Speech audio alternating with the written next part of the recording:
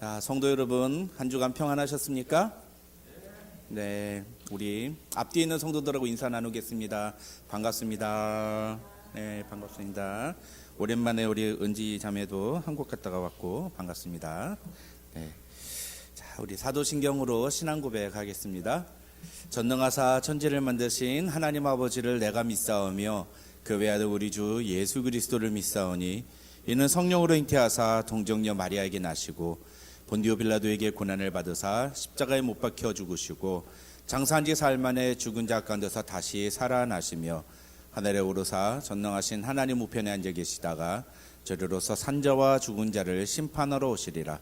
성령을 믿사오며 거룩한 공회와 성도가 서로 교통하는 것과 죄를 사해 주시는 것과 몸이 다시 사는 것과 영원히 사는 것을 믿사옵나이다. 아멘. 아멘. 우리 함께 찬양하겠습니다. 어느 민족 누구게나 함께 찬양합니다.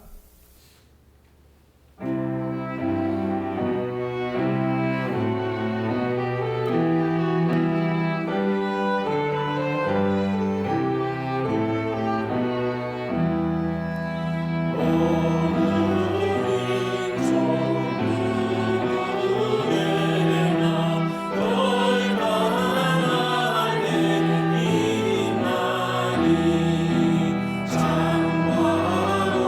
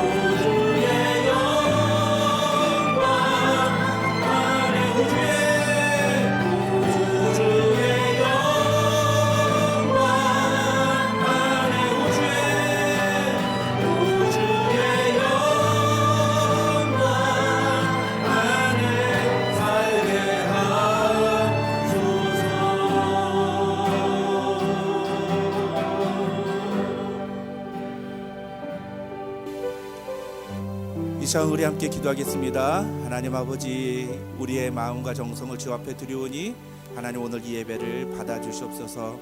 하나님, 우리가 하나님께 하나님이 받으실 만한 예배를 드리는 예배자들이 되게 하시고, 내 힘과 내 능력으로, 내 의지로, 내 공로로 예배 드리는 자, 또 아무 의미 없이 형식적으로 그냥 이 자리에 몸만 와서 앉아있는 그런 자들이 아니라 정말 영과 진리로 주 앞에 예배하는 예배자들이 되게 하옵소서. 우리 그렇게 함께 같이 기도하도록 하겠습니다. 다 같이 기도합니다.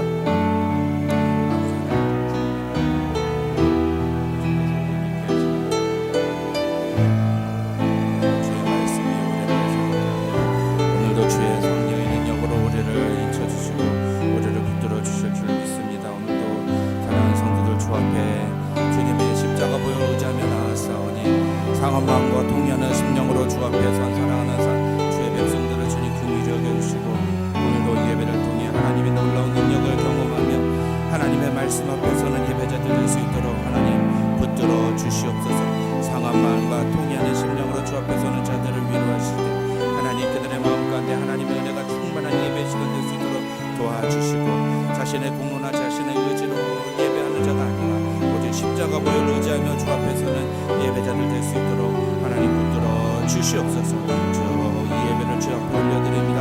예배의 시정을 주님께 닦아오니 주께서 이 예배를 주관하시고 영광 받아 주시옵소서. 주님 성령의 능력으로 함께하여 주시옵소서.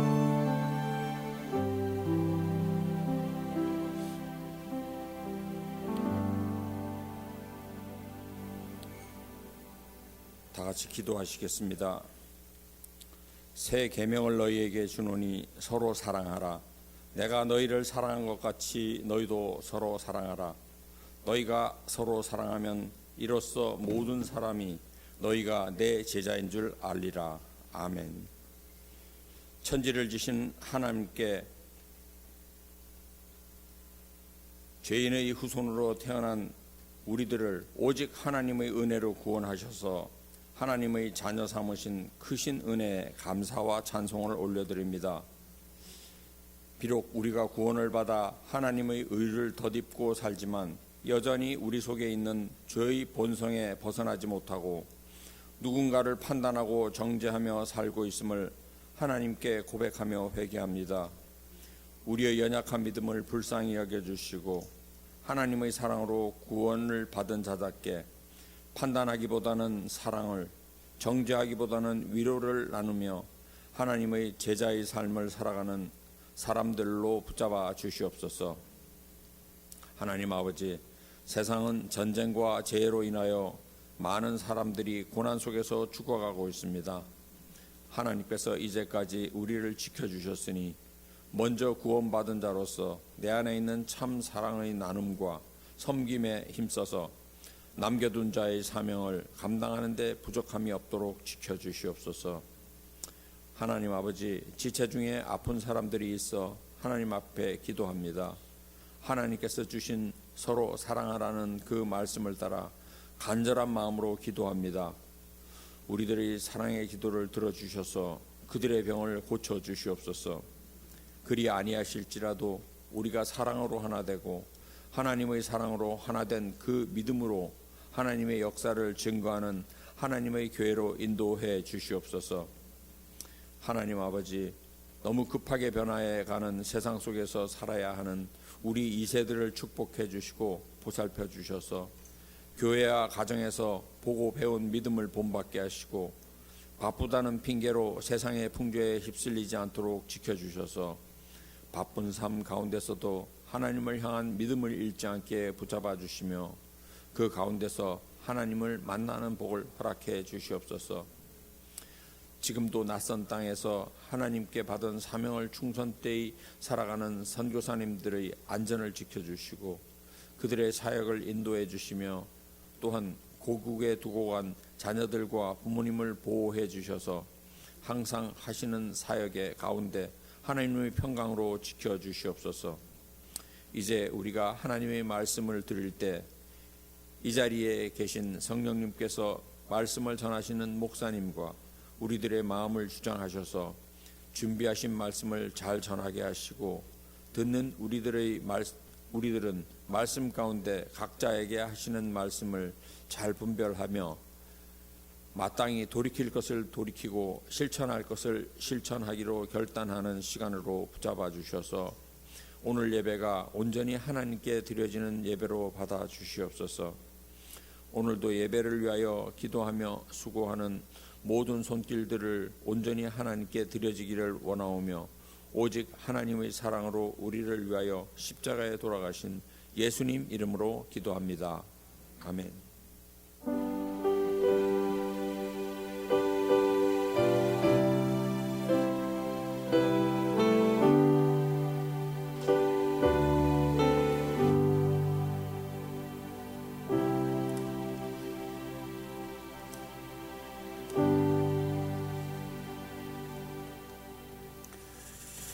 성경 말씀은 열왕기상 22장 1절에서 29절입니다. 원래 본문은 1절에서 40절까지인데 너무 길어서 1절에서 29절까지만 읽도록 하겠습니다. 1절에서 29절도 짧지는 않은데요. 그래도 우리 한번 같이 읽도록 하겠습니다. 1절에서 29절까지 한 절 한 절 우리 같이 읽도록 하겠습니다. 시작. 아람과 이스라엘 사이에 전쟁이 없이 3년을 지냈더라. 셋째 해에 유다의 여호사밧 왕이 이스라엘의 왕에게 내려가매 이스라엘의 왕이 그의 신하들에게 이르되 길르앗 라못은 본래 우리의 것인 줄을 너희가 알지 못하느냐?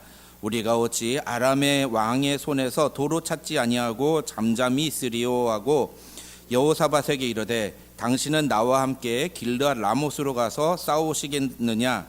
여호사밧이 이스라엘 왕에게 이르되 나는 당신과 같고 내 백성은 당신의 백성과 같고 내 말들도 당신의 말들과 같으니이다. 여호사밧이 또 이스라엘의 왕에게 이르되 청하건대 먼저 여호와의 말씀이 어떠하신지 물어보소서. 이스라엘의 왕이 이에 선지자 400명쯤 모으고 그들에게 이르되 내가 길르앗 라못에 가서 싸우랴 말랴.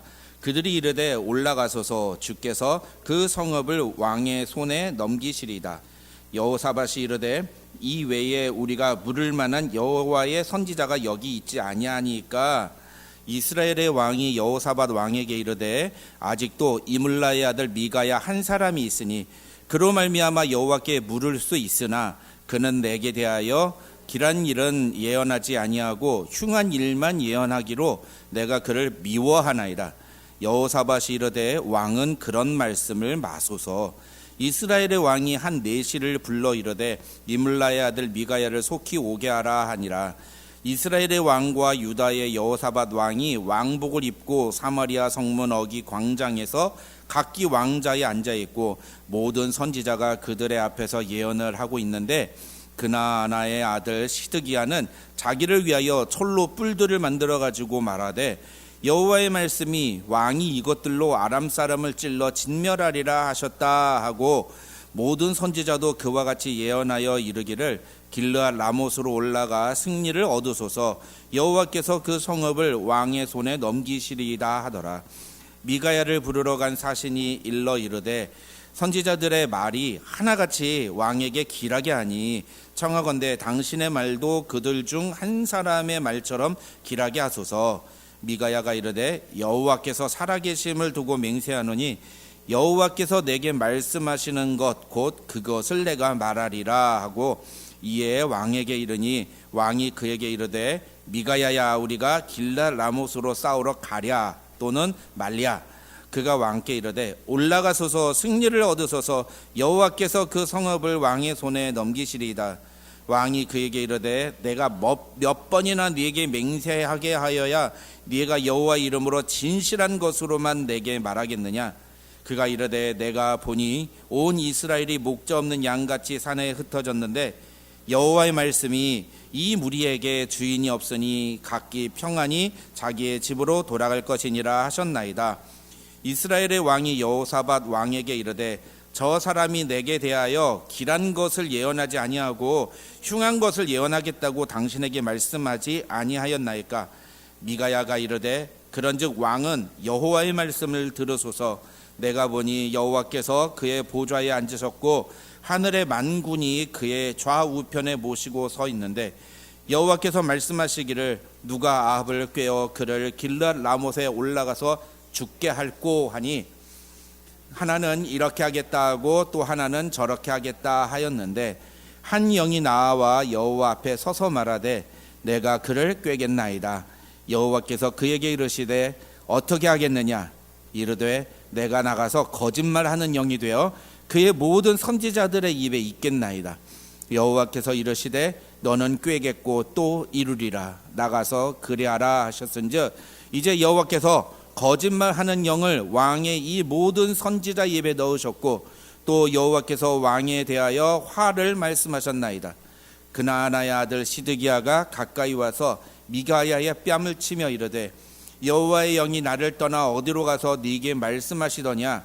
미가야가 이르되 네가 골방에 들어가서 숨는 그날에 보리라. 왕이 이르되 미가야를 잡아 성주 아몬과 왕자 요아스에게로 끌고 돌아가서 말하기를 왕의 말씀이 이놈을 옥에 가두고 내가 평안히 돌아올 때까지 고생의 떡과 고생의 물을 먹이라 하셨다 하라. 미가야가 이르되 왕이 참으로 평안히 돌아오시게 될진데 여호와께서 나를 통하여 말씀하지 아니하셨으리이다. 또 이르되 너희 백성들아 다 들을지어다 하니라. 이스라엘의 왕과 유다의 여호사밧 왕이 길르앗 라못으로 올라가니라. 아멘. 아멘. 우리 길게 성경 말씀을 읽었습니다. 이 함께 읽은 본문 말씀 가지고 여호와의 말씀을 들으소서, 여호와의 말씀을 들으소서라는 제목으로 하나님의 말씀 살펴보겠습니다. 오늘 본문은 아합의 죽음에 대해서 이야기하는 장면입니다. 그래서 오늘 본문까지 우리가 살펴보고 아합 스토리는 이제 끝이 나고 또 열왕기 상도 다음 주의 내용 살펴보면 이제 끝나게 됩니다. 이제 열왕기 하루 넘어가게 되죠. 오늘 본문 22장 1절부터 40절까지의 내용을 전체적으로 요약을 하면 결국은 아합이 길르앗 라못에서 벌어진 아람과의 전투에서 죽는다. 근데 어떻게 죽느냐? 적군이 우연히 쏜 화살에 맞아가지고 그래서 죽음을 당하게 됩니다. 1절부터 29절에는 그 전투가 치루어지기 전까지 있었던 일, 그러니까 어떻게 해서 이 전투가 벌어지게 되었는지에 대한 내용이고요. 그 다음에 29절부터 40절까지는 그 전투의 진행 과정, 그리고 그 전투 이후에 있었던 일, 핵심은 뭐 그냥 아합이 죽었다는 거예요. 그 전투에서 죽었다. 그리고 하나님이 말씀하신 것처럼 엘리야 선지자를 통해서 예언하셨던 것처럼 아합의 피를 개들이 핥았다. 그런 내용입니다. 이게 사실은 굉장히 심플합니다. 그래서 중요한 것은 이 1절부터 29절까지, 28절까지의 내용이에요. 이 1절부터 28절, 29절을 읽다 보면은 우리가 아합이 왜 이 전투를 치르게 되었는가?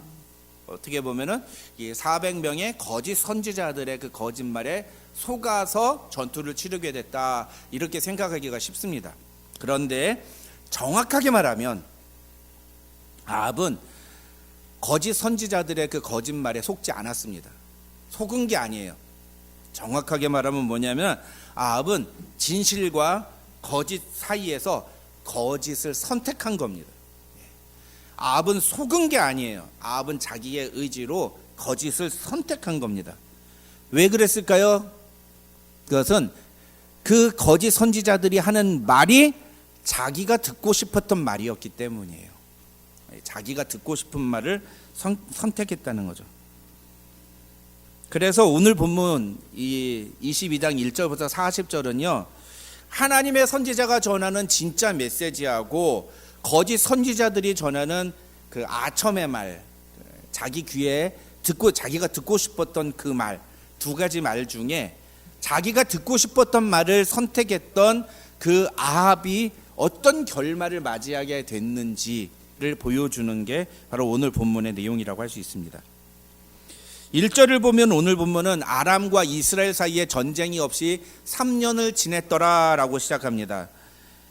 여기서 이 아람과 이스라엘 사이에 전쟁이 없이 3년을 지냈다는 내용은 20장으로 넘어가야 돼요. 우리 20장에서 무슨 내용 살펴봤죠? 아람의 베나닷과 북이스라엘 사이에 전쟁이 있었다. 두 번의 전투가 있었잖아요.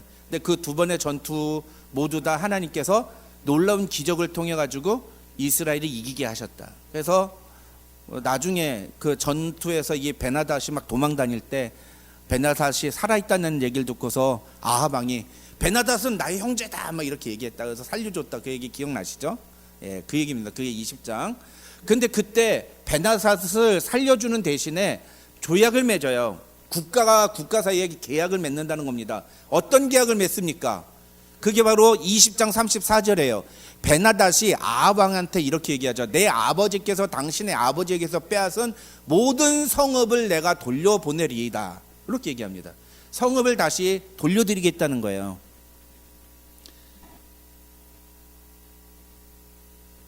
그런데 그로부터 3년이 지나도록 베나닷이 약속을 지키지 않는 거예요. 그래서 성읍을 돌려주지 않은 거죠. 3년 동안은 전쟁이 없었어요. 이 아합도 그러고 보면 되게 무던한 사람인 것 같아요. 나 같으면 빨리 즉시 가서 성읍을 받아올 텐데 3년 동안 이 사람이 성 돌려줄 때까지 기다린 거예요. 근데 성을 돌려줄 때까지 기다렸는데 사실은 그 사이에 전쟁이 좀 있었어요. 그래가지고 아람하고 북이스라엘하고 그 주변에 있는 12개 나라들이 연합을 해가지고 아수르라는 나라하고 이제 전쟁을 치르게 됩니다. 아무튼 그러다가 3년이 지났는데 3년이 지나도록 아람이 이 성읍들을 돌려주지 않으니까 이제 오늘 본문에 나오는 것처럼 아합 왕이 남유다에 가가지고 여호사밧 왕에게 야 우리가 같이 힘을 모아서 저 옛날에 우리 땅 길르앗 라보 다시 되찾아오자 이제 그렇게 얘기를 하는 거죠. 그게 바로 오늘 본문에 나오는 전쟁의 배경이에요. 어떻게 해서 이 전쟁이 시작되게 됐는가라는 거죠. 근데 이 내용을 이해하려면 아니 그러면 아합이 혼자서 가서 그냥 전투하면 되잖아요. 그런데 왜 아합은 여호사밧 남유다를 끌어들였느냐? 그게 이제 중요한데 그건 이제 열왕기 하를 이해하는데 굉장히 중요합니다. 열왕기 하의 초반을 이해하는데 중요한 배경이 돼요. 왜냐하면 이 남유다하고 북이스라엘하고 서로 사돈 관계이기 때문이에요. 정확하게 말하면 아합 왕하고 남유다의 여호사밧 왕하고 서로 사돈이에요. 아합 왕의 딸이 있어요. 그 딸의 이름이 아달랴라는 딸인데 이 아달랴하고 여호사밧의 아들하고 결혼을 합니다. 그래가지고 이 아달랴가 남유다에 가서 왕비 노릇을 하면서 살아요. 어디서 많이 봤죠? 예, 이세벨이 북이스라엘에 와서 왕비 노릇을 하며 사는 것처럼 그래가지고 똑같이 지 엄마가 했던 것처럼 똑같이 남유다에 와서 그 짓을 또 합니다. 아달랴가. 근데 어쨌든 그건 이제 열왕기 하에 가서 우리가 살펴볼 내용이고 어쨌든 그래서 북이스라엘하고 남유다는 서로 사돈 관계인데 중요한 건 그때 당시에는 북이스라엘이 훨씬 더 강한 나라였어요. 힘이 센 나라였단 말이죠. 남유다는 힘이 약했어요. 그렇게 강하지가 못했습니다. 그래서 만약에 아합이 이렇게 여호사밧한테 우리 같이 가서 길르앗 라보 되찾아오자라고 제안했는데 여호사밧이 그건 뭐 그냥 그 사돈댁 그 근처 원래도 북이스라엘에 속한 땅 아닙니까? 그 전쟁이 우리하고 무슨 상관이 있습니까? 우린 참가 안 할랍니다. 뭐 이렇게 해버리잖아요. 그러면 어떻게 될까요? 이제 보복이 오는 거예요. 예. 아합이 군대를 이끌고 남유다로 공격을 하러 오면은 남유다가 꼼짝없이 당하게 되는 그런 상황이었던 거죠. 당시의 정황이. 그러니까 여호사밧 왕의 입장에서는 아합의 요청을 거절할 수가 없었던 거예요. 그래서 어쩔 수 없이 아합하고 같이 전쟁에 참여를 하게 됩니다. 문제는 5절부터 시작이 되는 거죠. 5절을 보시면 이제 어떤 일이 벌어지느냐 하면은 이 여호사밧이 전쟁에 참가하기 전에 여호사밧이 아합한테 이런 제안을 해요.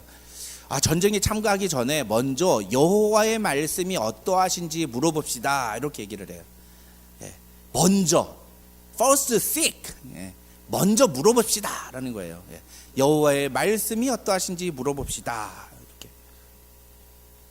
요게 영어 성경을 보면 잘 안 나오는데 요 본문부터 시작해서 한 뒤에 한 20절까지 이게 영어 성경을 보면 잘 안 나오는데 히브리어 성경을 보면은 아주 명백한 그 차이가 나옵니다. 무슨 차이냐면 이 5절에 여호사밧 왕이 말하는 이 먼저 여호와의 말씀이 어떠하신지 물어보소서라고 하는 이 말은 굉장히 중요한 두 가지 의미를 갖고 있습니다. 첫째는 뭐냐면은 여호사밧이 여호와라는 이름을 사용했다는 거예요.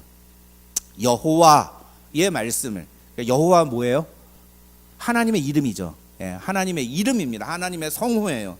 여러분, 근데 이 유대인들이 여호와라는 이름을 사용할 때 그것은 이 하나님이 우리 조상들과 언약을 맺으신 하나님이다라는 뜻이에요. 우리는 흔히 이제 히브리인들은 여호와라는 이름을 쓰기 힘들어해서 그걸 쓰면서 아도나이라고 썼다고 그렇게 알고 있지 않습니까? 근데 그거는 바벨론 포로기 이후부터 있었던 일이에요. 그러니까 바벨론 포로기 이전의 사람들은 여호와라는 이름을 부르는데 주저하지 않았어요. 왜냐하면 여호와 그 하나님은 우리 조상들과 함께 했던, 우리 조상들과 언약을 지켰던 하나님이기 때문인 거예요. 그래서 이 여호사밧이 여호와의 말씀이 어떠하신지 물어봅시다라고 하는 것은 뭐냐면 우리 조상들이 전쟁을 치를 때마다 먼저 가서 여쭈었던 그 하나님의 뜻을 물어봅시다 라고 얘기를 하는 거예요. 이게 굉장히 중요한 겁니다. 두 번째, 여기 중요한 포인트는 뭐냐면은 물어보소서라고 하는 단어예요. 물어보소서라고 하는 단어가 히브리어로 다라쉬라고 하는 단어인데, 이 단어는 단순히 정보를 한번 찾아보자, 정보를 구해보자, 뭐가 옳고 그른지 뭐 사실관계를 따져보자, 뭐 이런 내용이 아니에요. 그냥 물어보는, 그냥 물어본 건데 뭐가 어때, 뭐 이럴 때 쓰는 단어가 아니란 말이에요. 여기서 말하는 물어보소서라고 하는 것은 무슨 뜻이냐면, 쉽게 말씀드리면 하나님께 여쭈어봐서 하나님의 뜻이 무엇인지를 안 후에 하나님의 뜻대로 순종합시다, 이런 뜻이에요. 그래서 학자들은 요 물어보소서라고 하는 다라시라고 하는 단어를 예배학적인 단어라고 표현합니다. 그냥 단순히 질문을 하자라는 의미가 아니라 그 뜻대로 행동합시다. 하나님의 뜻이 무엇인가를 알아야 우리가 그때도 그 뜻대로 행동할 수 있지 않습니까? 그러니까 그 하나님이 기뻐하시는 게 뭔지를 좀 알아봅시다 라고 요청하는 그런 의미라는 거죠. 아합의 입장에서는 어떤 식으로든 이 남유다의 군대를 전쟁에 끌고 가는 게 자기한테 유리하니까. 어쨌든 간에 군사가 많으면 좋잖아요, 세상 전쟁에서는. 그러니까 이 중동 전쟁에서도 그냥 미국이 어떻게든 막 한국도 끌어들이고 막 나토도 끌어들이려고 막 노력하잖아요. 왜 그럴까요? 그게 자기한테 도움이 되기 때문에, 유리하기 때문인 거예요. 근데 아합도 그랬다고요. 아합도 어떻게든 끌어들이려고 한 거예요. 그래가지고 여호사밧이 이렇게 제안을 하니까, 그래요? 그러면 뭐 원하시는 대로 한번 제가 그냥 해보죠, 이렇게 승낙을 합니다. 그래가지고 어떻게 해요? 400명의 선지자들을 불러 모아요. 그리고 그들한테 질문을 합니다. 어떻게 질문하죠? 내가 길르앗 라못에 가서 싸우랴 말랴, 이렇게 질문을 합니다. 여러분, 그러면 먼저 우리가 알아야 될 것, 이 400명의 선지자들은 누굴까요? 이 400명의 선지자, 요게 두 가지 큰 학설이 있는데, 제가 하나만 대표적인 것만 썼는데, 마이너 학자들이 보는 요 400명이 누구냐, 이게 18장인가? 18장에 가면은 이게 19장인가 18장으로 가면은 이 450명의 바알의 선지자들과의 대결이 나오잖아요. 근데 처음에 엘리야 선지자가 아합한테 제안한 건 뭐냐면, 바알의 선지자 450명과 아세라의 선지자 400명, 도합 850명을 데려오라고 그래요. 850명을. 그런데 그 수가, 그 850명이 그 바알과 아세라 선지자들, 당시에 북이스라엘에서 활동하던 바알과 아세라의 선지자의 총수라고 여기는 학자들이 있어요. 근데 실제로 아합은 몇 명만 데려오느냐? 바알의 선지자 450명만 데려와요. 그럼 누가 남았어요? 아세라의 선지자 400명이 남았다는 거죠. 그래서 요 400명의 선지자는 그때 그 아세라의 선지자들이다, 이렇게 보는 학자들이 있고, 대부분의 학자들은 그게 아니라 이 이세벨이 북이스라엘 안에 있던 여호와의 선지자들을 모두 다 잡아 죽이려고 했잖아요. 그러다 보니까 이제 여론이 안 좋아지는 거예요. 왜냐하면 어쨌든 간에 북이스라엘은 하나님을 믿는 여호와 신앙이 기본이었는데, 뽀록꾸긴 하지만, 전문 용어로 좀 뽀록꾸긴 하지만 어쨌든 간에 자기들 나름대로는 하나님을 믿는다고 했는데 막 하나님을 믿는 여호와의 선지자들 다 이세벨이 와가지고 잡아 죽이니까 여론이 안 좋아졌다는 거예요. 그래서 그 여론을 잠재우기 위해서 아합이 이 선지자들을 모집해가지고 이제 자기 왕궁에서 이렇게 녹을 먹이면서, 그러니까 봉급을 주면서 키워낸 선지자들이 있다는 거예요. 요걸 이제 여러 가지 학술 자료를 통해 가지고 이제 제시를 하는데, 그렇게 해서 키워낸 선지자들을 통해서 아합은 어떤 일이 있을 때마다 무엇이 신의 뜻인지를 물어봤다, 이렇게 해석을 합니다. 근데 이 사람들은요, 속된 말로 쉽게 말하면 어용 선지자예요. 어용 선지자. 예. 이 사람들은 진짜 신의 뜻을 구하는 게 아니라 아합이 무슨 말을 듣고 싶은가에만 관심을 가져요. 그래가지고 아합이 듣고자 하는 말을 신의 뜻으로 포장해서 설명해 주는 그런 식으로 활동을 한 사람들이었다라는 거죠. 실제로 아합이 내가 길르앗 라못에 가서 싸우랴 말랴라고 질문하니까 뒤에 보면은 성경 본문에 제가 뭐 자세하게 다루진 않습니다만 어떤 시드기야 같은 사람은 철로 뿔을 만들어 가지고 막 그걸 흔들면서 이게 뭐 하는 거예요? 퍼포먼스 하는 거예요. 퍼포먼스. 멋진 퍼포먼스. 여러분, 그래서 우리가 교회 와서도 이 퍼포먼스에 속으면 안 됩니다. 제가 우리 찬양팀 하는 아이들한테도 항상 강조하는 게, 너희는 퍼포먼스 하는 게 아니다. 예배는 퍼포먼스가 아니에요. 예배는 퍼포먼스 하는 게 아닙니다. 우리 하나님 앞에 우리의 진심을 다해서 예배를 드리는 것이어야지, 절대 뭐 바이올린 잘 치고 뭐 첼로를 잘한다, 피아노 연주를 잘한다 해가지고 그걸 가지고 퍼포먼스를 하는 시간이 아니에요. 근데 이 400명의 선지자들, 특히 시드기야라고 하는 선지자는 막 퍼포먼스를 하면서 이 철불로 예언을 해보니까 주께서 당신에게 승리를 주실 것입니다. 주께서 그 성읍을 왕의 손에 넘기시리이다. 이렇게 예언을 한단 말이죠. 얼마나 기분이 좋습니까? 아합이 딱 듣고 싶은 말을 이렇게 예언을 해주는 거죠. 근데 신학자들이 여기서 이제 히브리어 성경을 가지고 분석을 하는데, 여기서 시드기야가 말하는 주께서 그 성읍을이라고 할 때 그 주, 영어 성경으로 보면 그냥 더 로드라고 되어 있어요. 그러니까 다 똑같아요. 그런데 히브리어 성경으로 보면 이 단어는 아도나이라고 되어 있어요. 완벽하게 차이가 나는 거예요. 히브리어 성경에서 아까 여호사밧은 뭐라고 불렀다고요? 여호와, 야훼, 야훼라고 불렀다고요. 근데 여기서 400명의 선지자들은 아도나이가 당신에게 승리를 주실 겁니다. 우리의 주인이, 우리의 주께서, 이렇게 얘기를 했단 말이에요. 이것은 여호와 하나님을 가리키는 단어가 아니라 일반적인 의미에서의 신을 가리키는 용어다. 학자들은 그렇게 해석을 합니다. 그러니까 이들은 애초부터 하나님의 뜻을 분별하는 것은 할 수도 없는 사람들이었다라는 거예요. 하나님을 하나님이라고 부를 수 없으니까요. 이게 바울이 뭐라고 그래요? 성령이 아니고서는 예수를 주라 시인할 수 없다라고 말하잖아요. 주여 주여라고 말은 해요. 여기서 시인이란 건 뭐예요? 말로 한다는 의미가 아니에요. 자기의 삶 속에서 실제로 예수님을 주인으로 인정하며 살아가느냐. 성령이 아니고서는 그거 절대 못한다라는 거예요.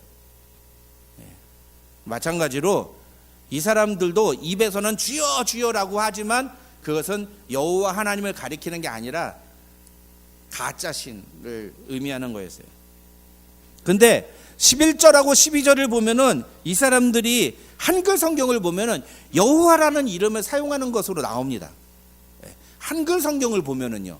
이게 번역이 그래서 사실 좀 조금 수정해야 될 필요가 있는데, 이것은 진짜 이 사람들이 여호와라는 이름을 쓴 건 아니다, 이렇게 해석을 합니다. 신학자들은요, 이것은 이들의 대답을 들은 여호사밧이 바로 그 다음에 이 외에 우리가 물을 만한 여호와의 선지자가 여기 있지 아니하니까 라고 물으니까, 그 답을 듣고서는 이 사람이 눈짓 빠른 이 선지자들이 이 사람이 지금 찾는 건 여호와라는 신이구나 라는 거 알아챘다는 거죠. 7절을 보면 여호사밧이 뭐라고 그래요?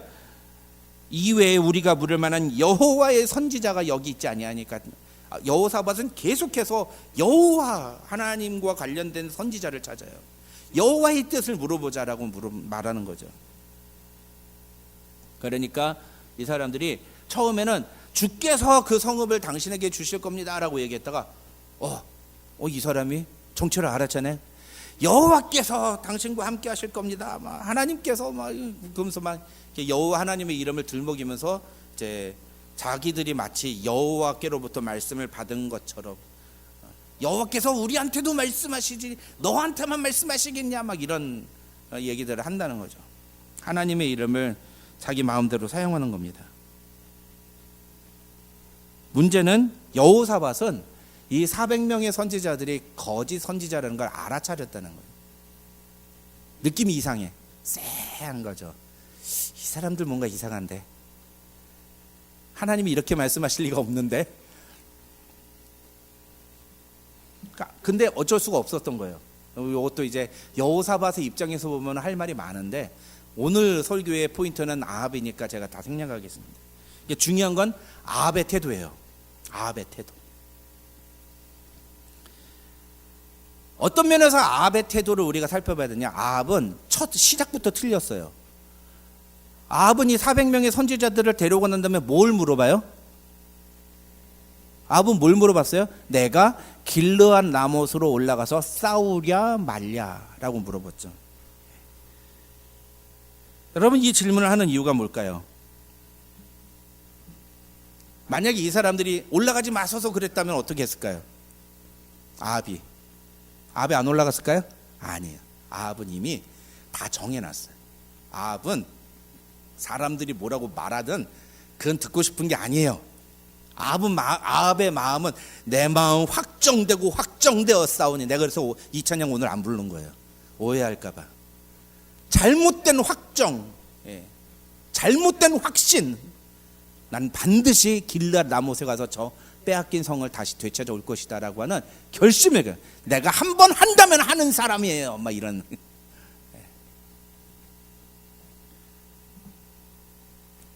그러면서 왜 이 400명의 선지자한테 내가 올라가서 싸울까 말까 물어봐요? 여기 뭐예요? 내가 올라가서 싸우면 이 전쟁의 결과가 어떻게 될 건지 얘기해 달라는 얘기예요. 여호사밧은 하나님이 이 전쟁에 대해서 어떤 마음을 갖고 계신지, 어떤 생각을 갖고 계신지에 대해서 우리 물어봅시다 라고 제안했는데, 아합은 하나님의 뜻 같은 것은 전혀 관심이 없고 그냥 이 전쟁의 결과가 어떻게 될 것인지에 대해서만 얘기해 달라고 얘기하는 거예요. 아합이 알고 싶은 건 하나님의 뜻이 아니었던 거예요. 외형적으로 보면은 아합도 선지자를 불러요. 그리고 선지자한테 뜻을 구합니다. 이거 마치 요즘식으로 말하면 뭐예요? 자기가 무슨 장사를 하고 싶은데 목사님한테 찾아와서, 목사님 이 장사가 이 장사를 하면 어떨까요? 잘 될까요? 저희 장사를 위해서 좀 기도해 주시겠어요? 이런 거랑 똑같은 거예요. 이미 다 하기로 결정해 놓고선 그럼 목사가 와서 이거 하지 마십시오 그러면 안 할 거예요? 아니잖아요. 그럴 마음이 없잖아요. 원하는 건 뭐예요? 장사 잘게 해달라고 축복기도 해주는 거, 그거 원하는 거잖아요.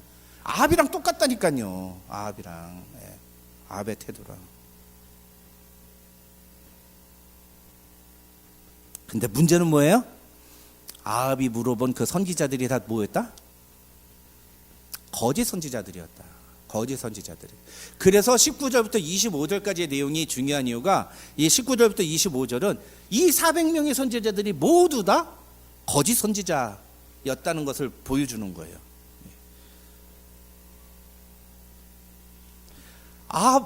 여호사밧은 애초에 이 선지자들이 뭔가 좀 이상하다라고 낌새를 차렸어요. 그래서 7절에서 뭐라고 그랬다고요? 이외에 우리가 물을 만한 여호와의 선지자가 여기 있지 않냐니까 그렇게 물어본다고요. 그러자 드디어 이제 아합이 실토를 하기 시작합니다. 사실 한 사람이 있긴 한데, 그래서 8절에 뭐라고 그래요? 한 사람이 있기는 한데 그 사람은요 맨날 나한테 듣기 싫은 말만 해요. 그 사람은 나한테 좋은 소리 한 적이 단 한 번도 없어요. 그 사람한테 물어보면은 하나님의 뜻이 무엇인지 물어볼 수 있을지는 모르겠지만 나는 그 사람 물어보고 싶지 않은데요. 그 사람 데려오고 싶지 않은데요. 이렇게 얘기를 한단 말이죠. 여러분, 여기서 중요한 게 뭘까요? 방금 전에 뭐라고 되어 있습니까?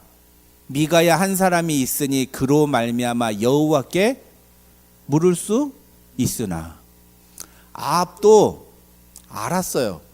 미가야한테 물어보면 하나님의 뜻이 무엇인지 알 수 있다고. 그거 알았다고요. 근데 어떻게 한 거예요? 미가야한테 물어보고 싶지 않았다는 거죠. 왜?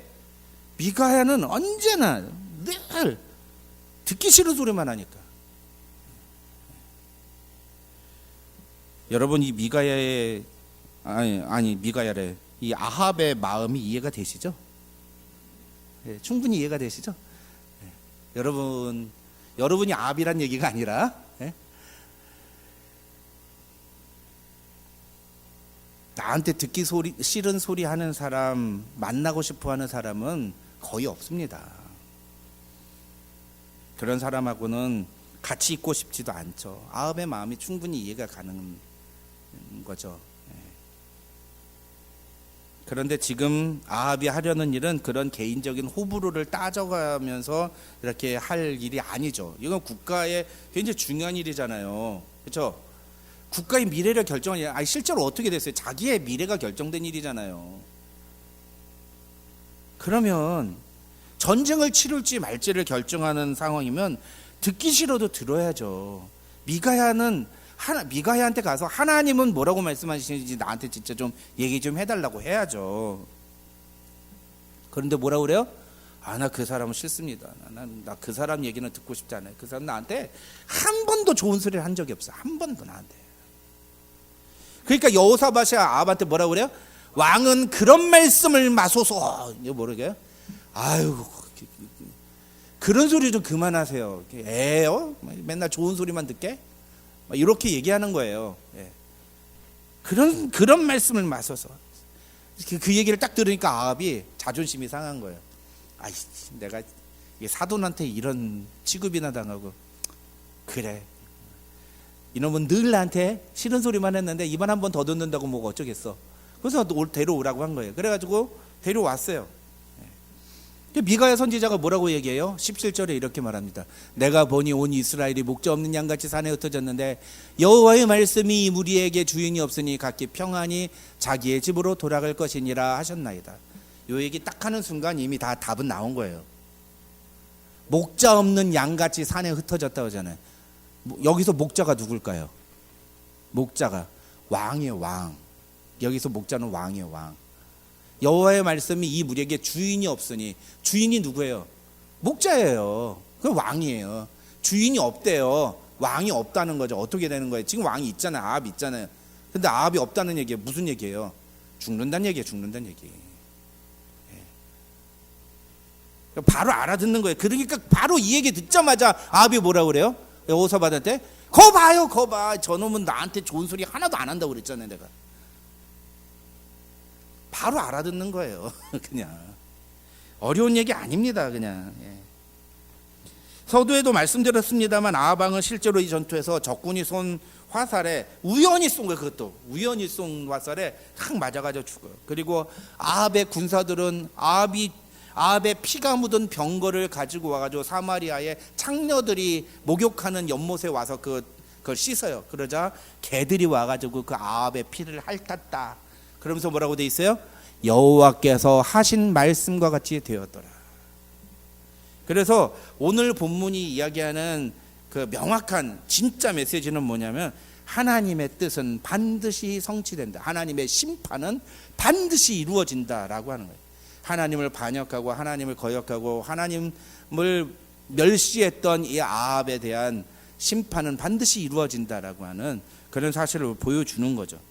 네, 그게 오늘 본문의 진짜 메시지인데 제가 오늘 여러분하고 주목하고 싶은 것은 뭐냐? 그 바로 그런 하나님의 뜻과 하나님의 말씀을 대하는 아합의 태도예요. 태도. 우리는 그 아합의 태도에 좀 주목하자는 거예요. 아합의 태도를 보자. 핵심은 뭐예요? 아합은 하나님의 뜻을 모르지 않았다는 거예요. 아합이 모르고 그랬으면 모르겠어요. 근데 아합은 모르지 않았습니다. 아합은 미가야가 진짜 여호와의 선지자인 것도 알았고, 자기가 데려온 선지자들이 하는 말은 자기 비위를 맞추기 위해서 하는 말이라는 것도 알고 있었어요. 그러나 그는 미가야가 전하는 진실을 듣고 싶지 않았을 뿐이에요. 그는 철저히 자기가 듣고 싶은 말만 듣었던 사람인 거죠. 심지어 미가야가 이 전쟁에 참여하면 당신은 죽을 것이다 라고 얘기하잖아요. 그러면 어떻게 해야 됩니까? 진짜로 나 죽어? 안 가야 되겠다 라고 했어야죠. 미가야가 하나님의 뜻을 전하는 사람이라면서요. 그러면 이게 하나님이 날 이 전쟁에 참여하게 해서 날 죽이게 하려나 보다. 그러고서 안 갔어야죠. 안 그랬다고요. 아합은 애초에 미가야가 하는 말을 들을 마음이 없었던 거예요.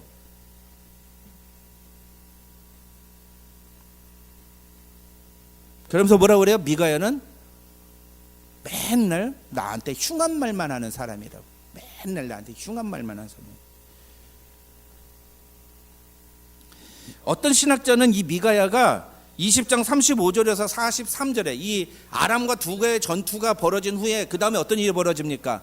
그 전투 후에 이 아합 왕이 아람 왕 베나다 살려주니까 어떤 선지자가 나서 가지고서 뺨을 치라 뭐 그러면서 이렇게 치는 내용 나오지 않습니까? 그때 그 선지자, 거기선 이름이 안 나와. 그런데 어떤 학자는 그 선지자가 바로 이 미가야 선지자다 이렇게 추정하기도 해요. 예. 추정이에요, 추정. 그러면서 미가야가 뭐라고 얘기했느냐? 네 목숨은 그의 목숨을 대신하고 네 백성은 그의 백성을 대신하리라. 이게 맨날 나한테 흉한 말만 한다라고 하는 내용이라 이렇게 해석을 합니다. 저놈은 맨날 나보러 죽을 거라고 얘기하는 놈이에요. 저놈은 그게 하나님이 그렇게 하셨다면서, 하나님이 그러셨다면서 날 맨날 죽일 거라고 그랬어요. 그런데 왜 아합은 이 미가야 선지자의 말에 꿈쩍하지 않고 거짓 선지자의 말을 선택했을까요? 그게 중요한 거잖아요. 왜 그랬을까요? 이게 진짜 중요한 거예요, 여러분. 잘 들으세요. 왜 그랬죠? 미가야 선지자가 3년 전부터 너 죽을 거야, 너 죽을 거야 얘기했는데 어떻게 됐어요? 안 죽었어요. 3년 동안 안 죽었어요.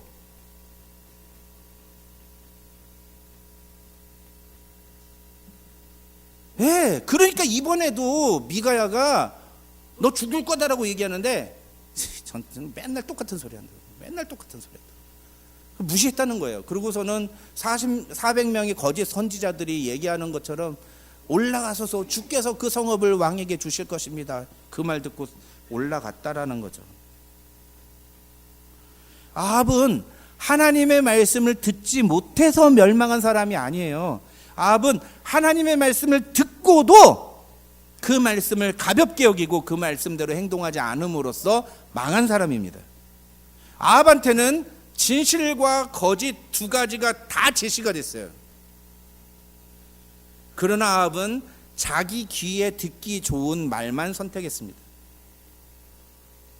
그래서 오늘 본문을 읽으면서 마치 우리가 보기에는 하나님이 거짓의 영을 보내가지고서는 아합을 멸망시키기 위해서 거짓을 조장하신 것처럼, 아합의 죽음을 하나님이 조장하신 것처럼 이렇게 주장하는 사람들, 해석하는 사람들도 있으나 그런 해석을 가리켜서 인본주의적인 해석이다라고 우리는 보통 봅니다. 그런 해석을 가리켜서. 그건 하나님의 권위를, 그리고 성경 전체가 말하는 하나님에 대해서 부정하는 그런 해석이다, 그렇게 이야기합니다. 어떤 해석이 옳느냐? 하나님은 거짓말만 주신 분이 아니에요. 거짓과 참이 동시에 아합의 귀에 들어가게 하셨어요. 하나님은 거짓 선지자들의 말만 듣게 하지 않았어요, 아합을. 하나님은 아합이 미가야 선지자를 통해서 하나님의 참뜻을 듣게 하셨어요. 둘이 동시에 다 들은 거예요. 선택은 누가 한 거예요? 선택을 누가 한 거예요? 본인이 한 거예요. 본인이 한 거예요. 그래서 이 아합의 결말을 하나님께로 원인을 찾는 건 지극히 성경의 무지한, 이렇게 표현할 수밖에 없어요. 이건 성경에 무지하면 그렇게 해석을 해요. 성경 전체를 우리가 보고 이해를 하면 그렇게 해석을 할 수가 없다라는 거예요. 하나님은 절대로 악을 조장하시고 악을 형성하시는 분이 아니든.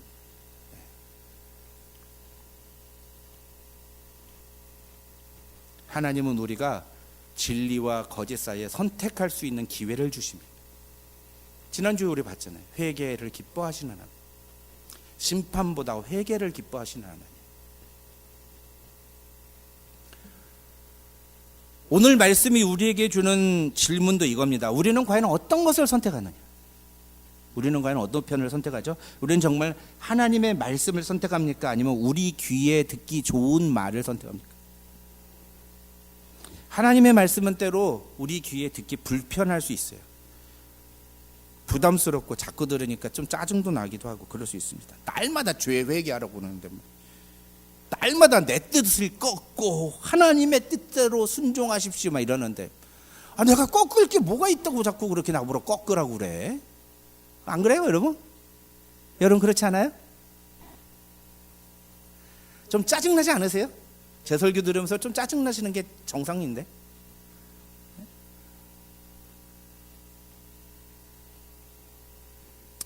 제 설교에 한 90%는 맨날 죄 얘기예요. 저도 그거 인정합니다. 그래서 제 아내도 저한테 늘 그런 얘기를 해요. 그래서 어떤 곳에서는 진짜로 성도들이 목사님 맨날 죄 얘기만 하지 마시고 좀 축복된 얘기도 좀 해주시고 위로의 말씀도 좀 목사님 우리가 일주일 동안 세상에서 힘들게 살다가 일주일에 딱 한 번 겨우 교회 나와서 예배 드렸는데 그렇게 맨날 듣기 싫은 소리만 들어야 되겠습니까? 좀 좋은 소리 좀 해주세요. 듣기 좋은 소리 좀 해주세요. 이렇게 얘기하기도 했어요.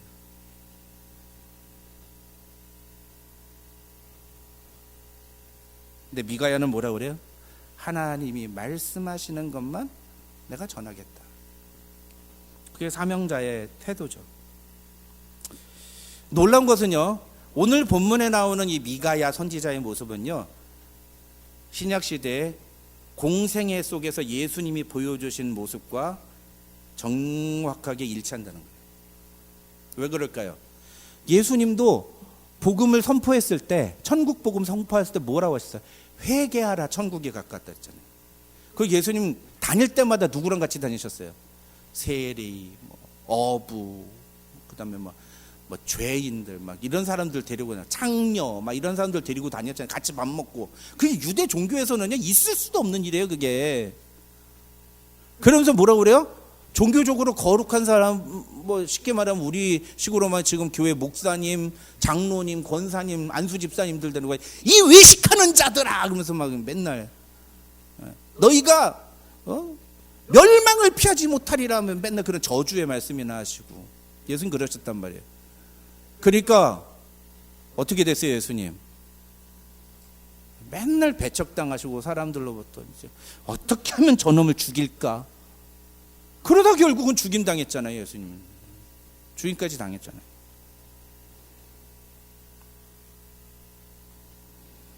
예수님은 유대인들을 향해서 이렇게 말씀하셨습니다. 너희가 듣기는 들어도 깨닫지 못할 것이요 보기는 보아도 알지 못하리라. 왜 그러셨을까요? 그 뒤에 보면 뭐라고 하는지 아세요? 만약에 너희가 듣고서 깨달아서 돌이킬까 봐 두렵다라고 했어요. 성경에 나오는 얘기예요. 예수님이 하신 말씀이에요. 얼마나 무서운 얘기입니까?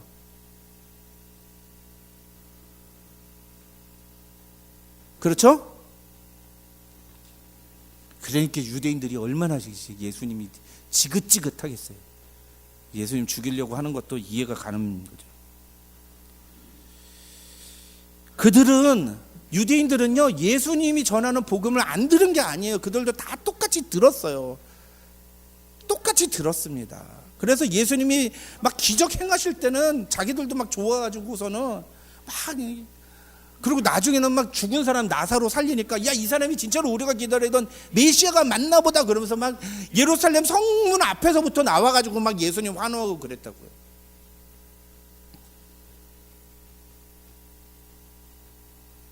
그러나 그들은 아합과 똑같이 예수님이 전하시는 천국 복음을 선택하지 않습니다. 진리를 선택하지 않아요. 거짓을 선택하죠. 오늘날 신앙생활을 하는 수많은 기독교인들의 모습 속에서도 우리는 이런 아합의 모습을 발견할 수 있습니다. 회개를 요구하는 말씀은 듣기 싫다고, 듣기 거북스럽다고, 싫어하고, 순종을 요구하는 말씀은 마음이 불편하다면서 불평하고, 헌신을 요구하는 말씀은 외면해 버리는 것이 바로 그것이죠. 그런 사람들이 듣고 싶은 메시지는 오직 축복과 형통과 위로와 회복, 이런 설교예요. 여러분을 축복합니다. 여러분 사랑하십시오.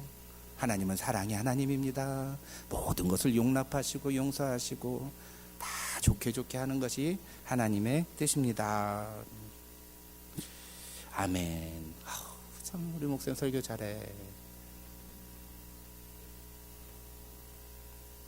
여러분 무엇을 듣고 싶으세요? 하나님의 뜻, 하나님이 우리에게 원하시는 게 무엇인가를 듣고 싶으세요? 아니면은 내가 지금 이렇게 내가 어렵고 힘든데 하나님이 날 좀 위로해 줬으면 좋겠다, 이런 마음으로 주일날 설교 들으러 오세요? 어느 쪽이세요?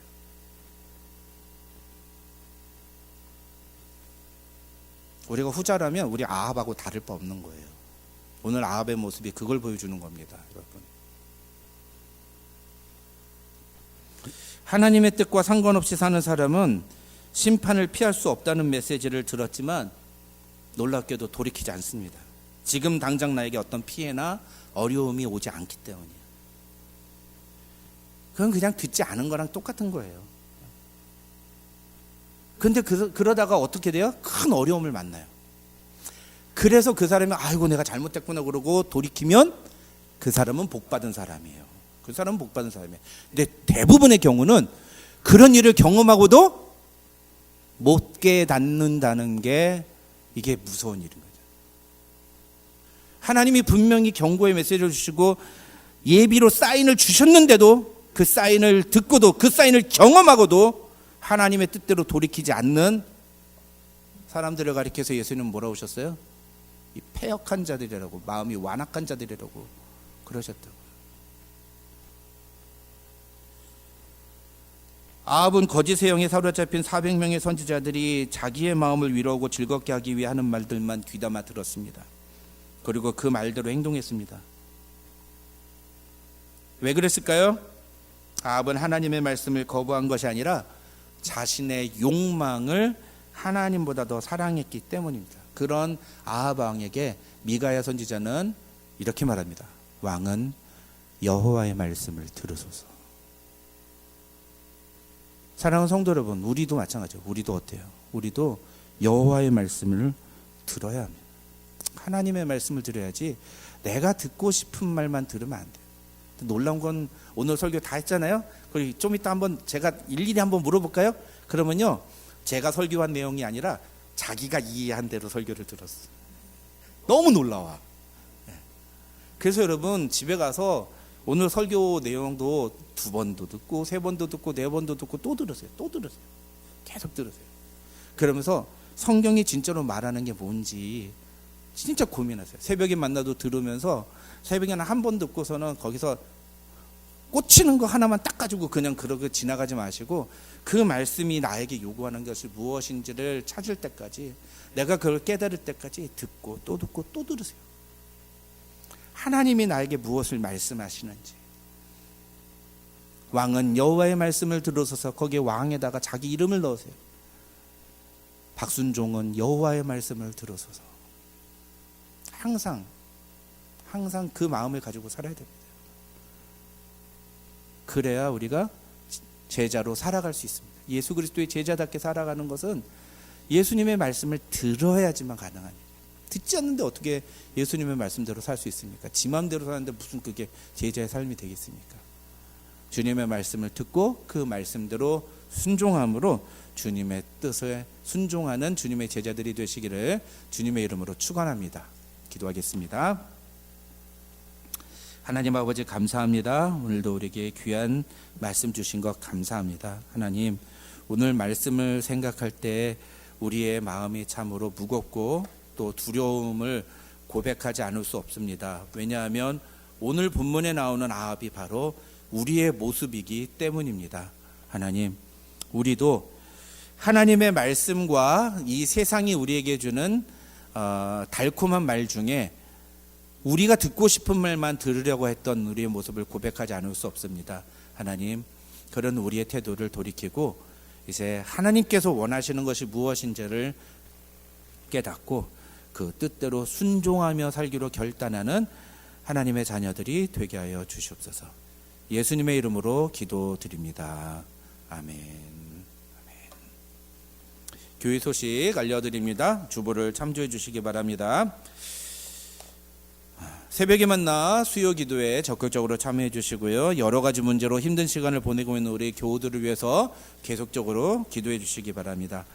중요한 광고입니다. 다음 주일 예배는 몇 시에 오셔야 될까요? 9시 반입니다. 다음 주일에 11시에 오시면은 아무도 없어요. 문 잠겨 있습니다. 다음 주일에는 9시 반에 오셔야 되고, 혹시 모르니까 오늘 예배 안 오신 분들에게도 개인적으로 뭐 연락이 있으면 여러분 연락하셔서 다음 주일에는 꼭 9시 반에 교회 오도록 그렇게 해주시기 바랍니다. 예배 마치고 난 다음에 우리 335 차를 나눠서 타서 우리 샤멜파크로 야유회 가겠습니다. 여러분 난 장거리 운전이 좀 힘들다 하시더라도 차로 이렇게 같이 모시고 갈 테니까 여러분 꼭 가급적이면 모두가 다 같이 우리 야유회 가서 같이 점심도 맛있게 먹고 좀 쉬다가 바람 쐬고 바닷바람도 좀 쐬고 그러고 오는 시간 가졌으면 좋겠습니다. 감사합니다. 8월에는 생일이 없어요. 그래가지고 오늘 생일 축하 없죠? 네, 오늘 없습니다. 8월 첫째 주인데 모처럼 제가 기억이 나가지고 생일 누군가 그러고 적으려고 딱 봤더니 아무도 없더라고요. 감사합니다. 다 같이 일어나셔서 우리 주말씀 향하여 함께 찬양하고 축도함으로 예배 마치겠습니다.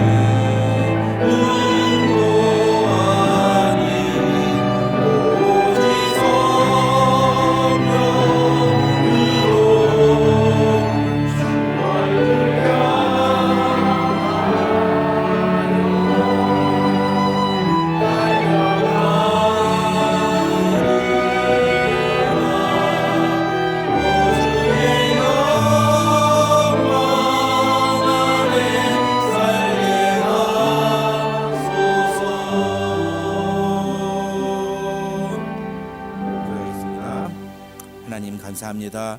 오늘도 우리에게 귀한 예배자를 허락해 주시고 아무 자격도 없고 공로도 없는 우리를 주님의 보혈로 인쳐 주셔서 의롭게 주 앞에 나와 예배드릴 수 있도록 허락해 주시니 감사합니다.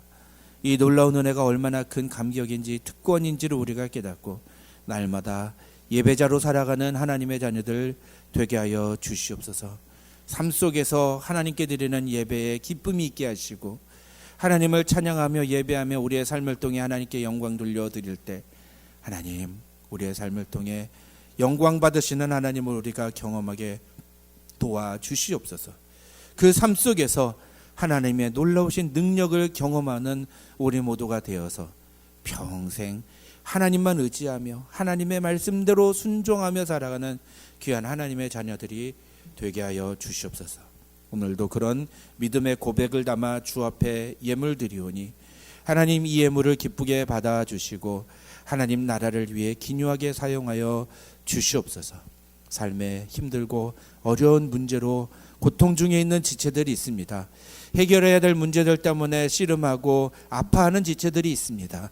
하나님 그들을 불쌍히 여겨주시고 주께서 그들을 피 묻은 손으로 어루만져 주시며 안아 품어주시고 하나님 위로하여 주셔서 하나님께서 그들을 책임져 주심을 그들의 삶을 통해 경험하게 하시고 그래서 평생 하나님 이외에 다른 그 어떤 것도 의지하거나 신뢰하지 않고 오직 하나님만이 나의 주인이라고 나의 아버지라고 고백하며 살아가는 귀한 믿음의 성도들 될 수 있도록 축복하여 주시고 여기 있는 모든 성도들이 그와 같은 믿음의 고백을 주 앞에 올려드릴 수 있도록 주님 축복하여 주시옵소서.